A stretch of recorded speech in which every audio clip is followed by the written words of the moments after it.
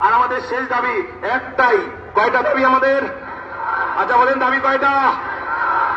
পুরা বিশ্বব্যাপী মেহনত, পুরা বিশ্বব্যাপী মেহনত, মাসরিক মাগরিব শিমাল জুনুবব্যাপী মেহনত।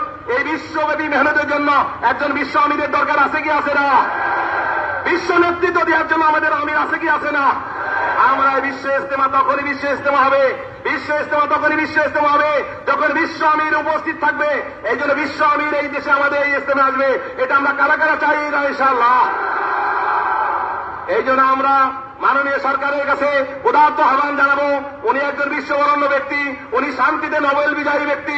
আমরা তার কাছে দাবি জানাবো আমাদের বিশ্ব আমির ইনশাআল্লাহ বিশ্ব ইজতেমায় আসবেন এবং বিশ্ব ইজতেমা আসল বিশ্ব ইজতেমা রূপ নেবে।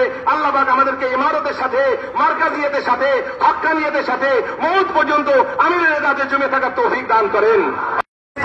ইসলামী চিন্তাবিদ যারা বিভিন্ন দেশ থেকে, মুসলিম বিশ্ব থেকে, আরব বিশ্ব থেকে, ইংল্যান্ড থেকে, আমেরিকা থেকে, শ্রীলঙ্কা, মালয়েশিয়া থেকে, বিশ্বের বিভিন্ন দেশ থেকে বড় বড় দেশ বরণ এরকম ভাবে বিশ্ববরণ্য ওলামায়ে ইকরাম, মুফাক্কির ইসলাম, ইসলামী চিন্তাবিদ আসবেন এবং ইসলামী ঐক্যের জন্য, ইসলামী ভ্রাতৃত্বের জন্য, ইত্তেহাদে উম্মাহর জন্য ইনশাআল্লাহ তারা আসবেন।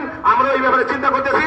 বিশ্বের এই সমস্ত বরণ্য আলেমরা এসে আমাদের কাছে এই বার্তা দিবেন, হযরত মাওলানা পুরা দুনিয়া সফর করেন, পুরা দুনিয়াতে ইজতেমা করেন, দুনিয়ার কোন দেশ বাধা দেয় না।